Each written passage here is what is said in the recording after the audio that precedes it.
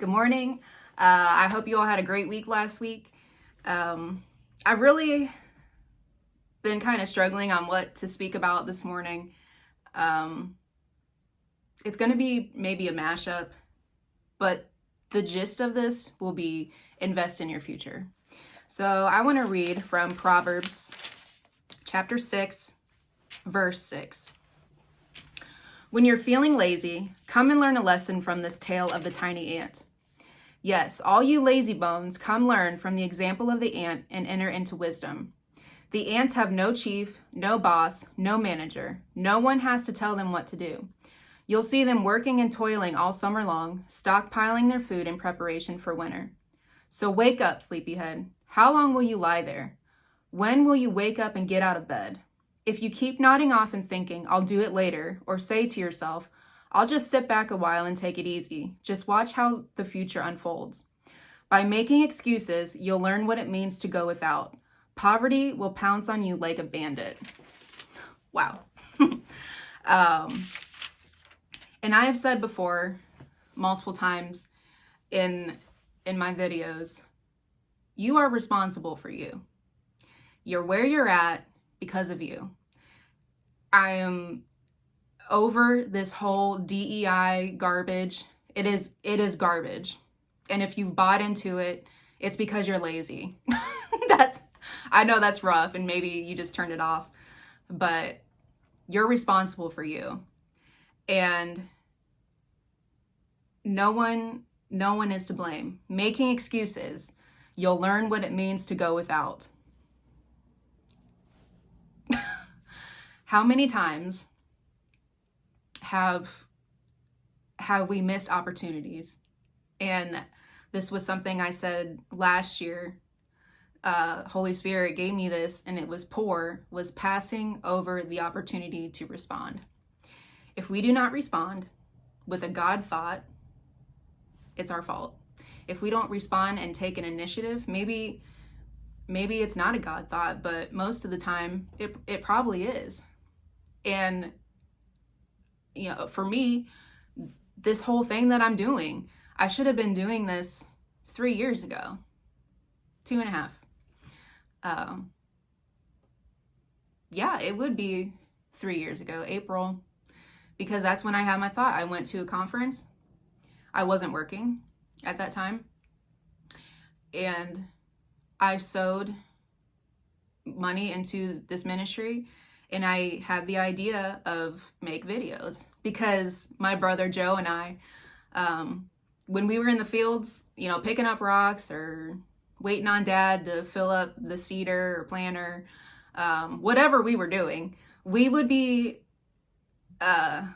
we'd have our own TV show. And that's why my YouTube channel is Seriously, because that's what I was going to call it. And we would come up with skits, we would do different things. And, that was a thought many years ago. So I had the thought of doing this because this was like the influencer time. I'm not an influencer. I don't even want to be associated with that. But I should have been doing it. I created the website and I've wasted over $300 for having a domain that I never even created the website for. I just kept renewing it. That's laziness. That's me not taking the initiative. And where would I be now had I done it? And I don't want to live with regret. And I know I'm responsible because how many lives could I have changed or reached had I done it? And I'm going to be held accountable for that. So, with just kind of things that transpired this weekend, the whole draft issue, Shedeur, or however you say his name, I never watched his games. I don't have an opinion right now or at all actually, because I didn't watch him play. I tried to watch a game. It was at like 8 o'clock and I fell asleep. So I have no idea about his stats. I didn't even know they retired his jersey, whatever. So this whole issue, he can turn this around. Instead of I don't know how he's feeling. I'm sure embarrassment and is a major part right now. But he has the opportunity to say, you know what? I should have been a first round pick. And now I'm going to work harder. I'm going to train harder. I'm going to do whatever it takes to get that starting position. And I like Joe Flacco. I was so irritated that they traded him a couple years ago. I was so irritated. But, you know, now but it's his opportunity. This is Shedor's opportunity to shine. Take the initiative and work hard. And with high schoolers, if you're watching this, or parents of students that are really, they want to excel in athletics, send them to the camps. Get, you know, personal trainers, help them excel so that they can get looked at. They can get scholarships. Academics. Same thing. So do whatever it takes. Go. I don't know what they do for academic other than studying and like practicing for ACT, SATs. Help them prepare. And that's another thing, this whole DEI thing, they're dumbing down these elite colleges to make it equal for everybody. It's not supposed to be. And it's stupid. It is absolutely stupid that they're compromising the integrity of the school, of what Harvard and Yale stand for, to come woke. I'm going to leave it at that, but it is not for everyone. Work hard to get in there. And it's these, I have mixed feelings about I don't even know what generation they are.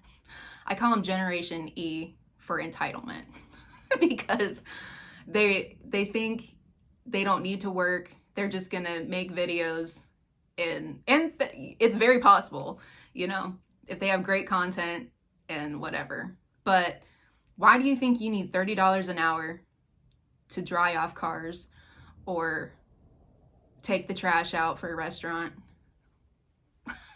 You don't. You work hard, work your way up, you know?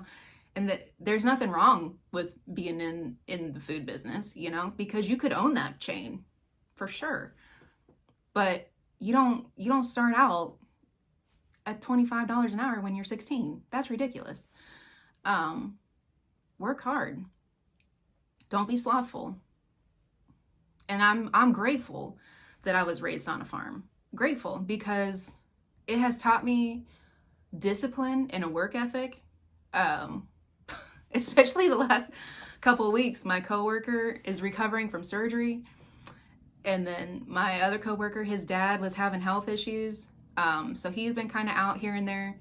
And so the one day there was no one to unload the truck but me.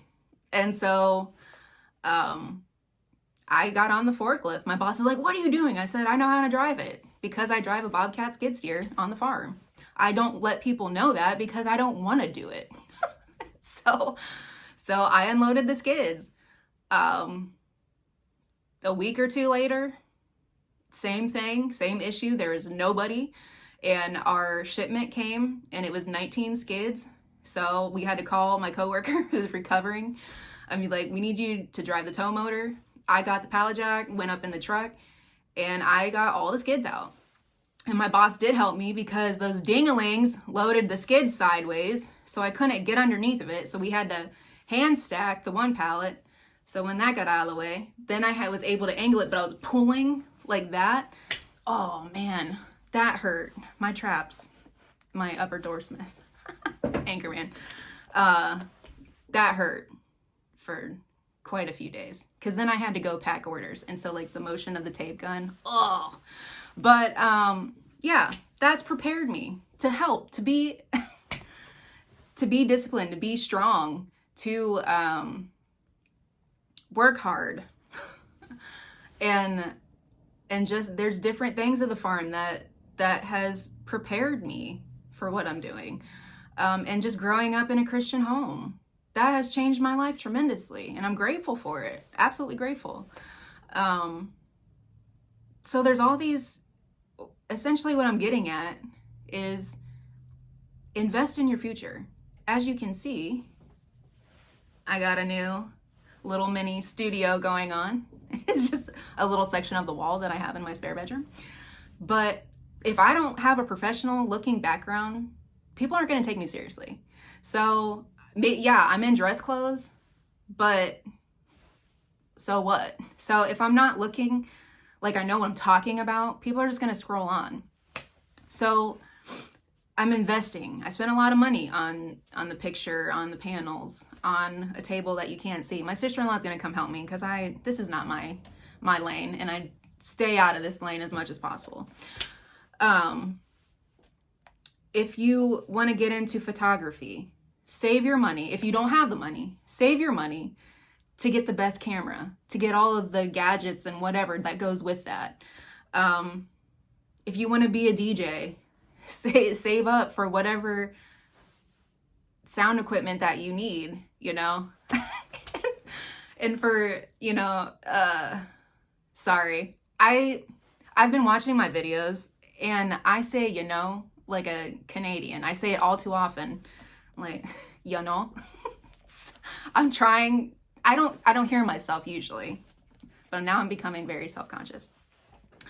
But churches as a whole, and you get a good deal off Facebook Market for a microphone and an amp or whatever, and then churches want to go, Satan is a lie, when it starts crackling and whatever. Okay, well, you just spent $30. Maybe you should spend, $300 or something to get better quality, Oh, there it goes again. So invest in your future. And if you don't have the money, cut back on, it's called fragments. So buying Dunkin' every day. Getting a breakfast burrito. Buying a pop or a snack from the vending machine every day. I mean, just little things that you could be saving money. And believe God, sow a seed.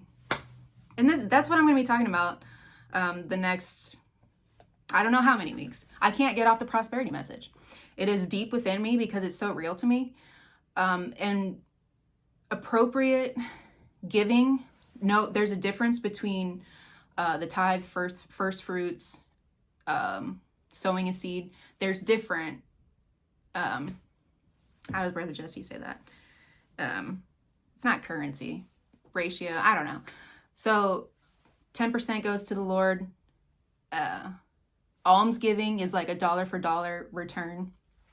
I'll get into it. But we've got to know how to give appropriately, giving correctly. And so, example. End of March, possibly, I don't remember. I gave $500 to a pastor in Kenya. He reached out to me. He did not ask for money. We check in with each other. Like, how's it going? How's your ministry? And he just said, I'm not doing well and my family's hungry. And so enough said. So I gave him $500 and they were able to buy the food, help other families. There was a baby, in their village that was very sick. So they were able to buy food for this baby. Well, two weeks later, I got $1,000. It works, people. It works. I got the double for what I sowed. So don't tell me it doesn't work. So we're going to get on that. And a lot of religious devils are going to come out, but that's all right. So invest in your future. Do what it takes. Pray about it first. And I've said this before. A lot of to go further, the whole thing is like celebrity status, I think. So be very careful, especially younger people that have children, young children. I understand you know, I'm doing this for them, but be a part of their life. There are consequences for not having a parent, father or mother, either one. They need both. They need both in their life. So be very careful. What are your intentions? And think how it affects your family. But overall, pray about it. So I love you. Thank you for tuning in. I hope you tune in and not get all huffy puffy that I'm going to be teaching prosperity. Love you. Have a great week.